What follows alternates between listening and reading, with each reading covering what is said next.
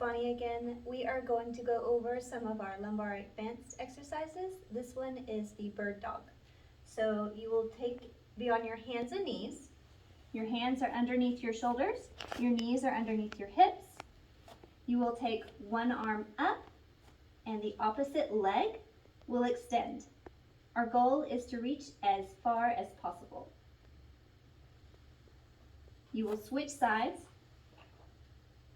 and hold for 5 seconds.